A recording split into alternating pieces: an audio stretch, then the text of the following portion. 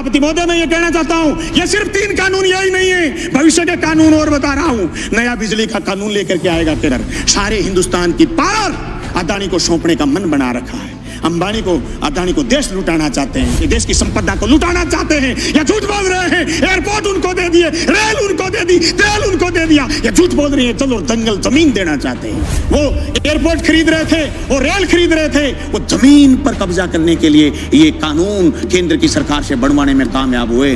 झूठ बोल रहे हैं आप कि किसान आगे बढ़ रहा, किसान की आत्महत्या का आंकड़ा बचाना बंद किया, केंद्र की सरकार ने बंद किया। इसलिए तीनों अध्यादेश साथ लेके आए। ये क्यों नहीं बता रहे कि एमएसपी पर खरीदेगा, बाहर भी कोई खरीदेगा तो? जी प्रधानमंत्री जी कह रहे हैं, तो प्रधानमंत्री जी तो अच्छे दिन आने की भी कह रहे थे।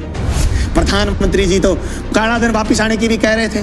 प्रधानमंत्री जी तो 15-15 लाख खाते में आने की भी कह रहे थे। प्रधानमंत्री जी तो 2 करोड़ रोजगार की भी कह रहे थे। देश में सिर्फ दाढ़ी बढ़ाने से कोई रविंद्रनाथ टैगोर नहीं हो जाता, सिर्फ इनकलाब बोल देने से भगत सिंह नहीं हो जाता। आप कह रहे हैं आंदोलन नहीं है, गलत कह रहे हो आप। मैं दावे के साथ कहता हूँ, केंद्र की उस मंशा को हम कामयाब नहीं होने देंगे। हम जेलों की तकियों की रोटी खा खा करके विधानसभा पहुंचे। मजाक नहीं है जो आपके कानून लागू कर दोगे। आप कह रहे हो आंदोलन नहीं है।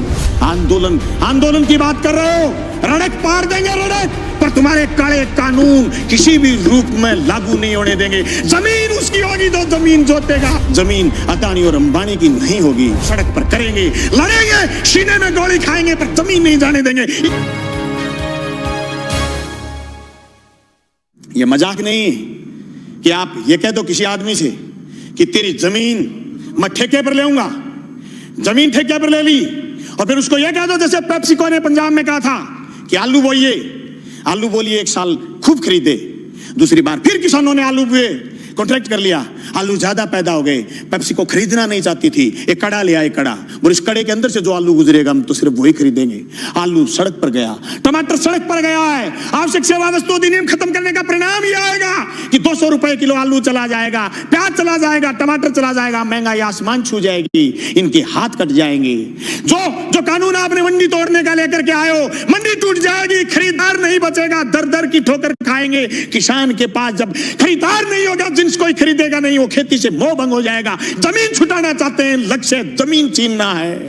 सभापति महोदय, 1967 में हरित क्रांति हुई, देश के किसान ने अन्न पैदा किया, अन्न खरीदने के लिए सरकार आगे आई, उन्नत खाद, बीज, ये सारी मदद सरकार ने करी। सरकार ने बैंकों का राष्ट्रीयकरण किया, किसान को सस्ते में कर्ज दिया, सरकारी कंपनियां स्थापित की गई। रशिया की मदद से देश में उन्नत फार्म स्थापित किए गए। 1990 के दशक में आते आते हिंदुस्तान की ताकत ये बन गई थी कि हम खाद्यान्न के बदले इराक से तेल लेने लग गए थे। उसी तेल की ताकत से हिंदुस्तान में उद्योग आगे बढ़ा। 1991 के बाद विश्व बैंक की दादागिरी दुनिया में बढ़नी शुरू हुई। 1993-94 में हमारे देश के उस समय के विपक्ष के नेता जब अमेरिका में गए तो ये कह के आए कि जो नीतियां मनमोहन सिंह जी लागू कर रहे हैं ये तो हम लागू करने वाले थे।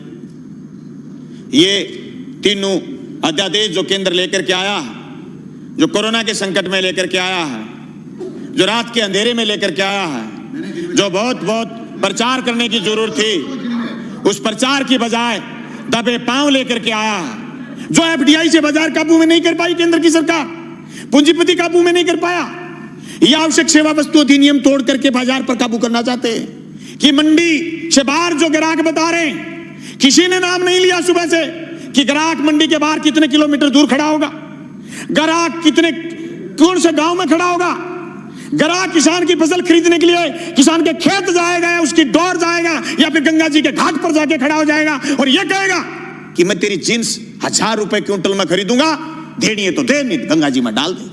यह आश्वासन आज तक, जून से लेकर के आज तक किसी ने दिया नहीं। सभापति महोदय, कोरोना के संकट में अगर देश में कोई चीज जिंदा थी वो थी कृषि, और कृषि संकट को आज वापिस तेजी से गहराने का प्रयास किया जा रहा। ये मेरे बड़े बोले भाई कह रहे थे कि कृषि को उभारने का काम किया जा रहा, नहीं, झूठ बोल रहे हो।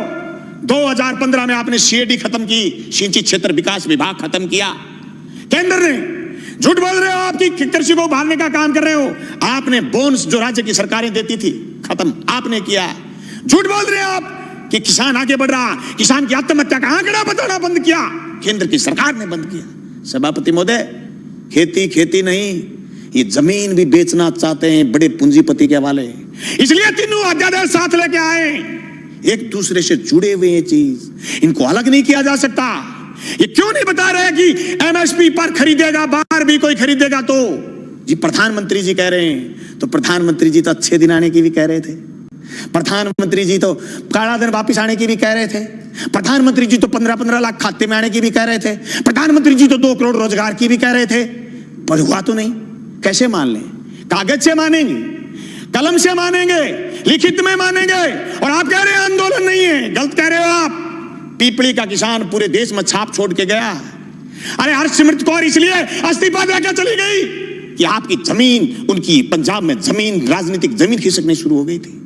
अरे राजस्थान में 800 850 मंडियां लगी थी पिछली रबी की फसल तुलाई में, और 30,000 टोकन कटे हुए रह गए, केंद्र की सरकार ने बंद कर दिया था।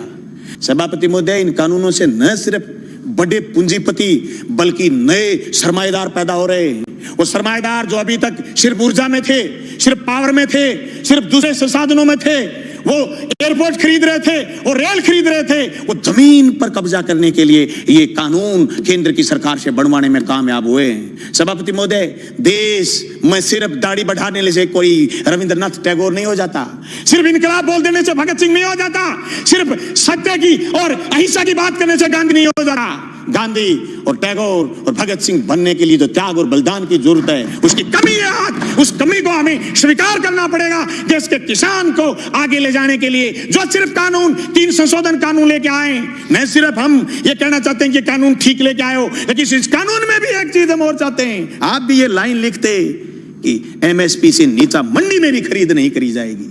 मैं समझता हूं मेरा ये प्रस्ताव आप स्वीकार करें।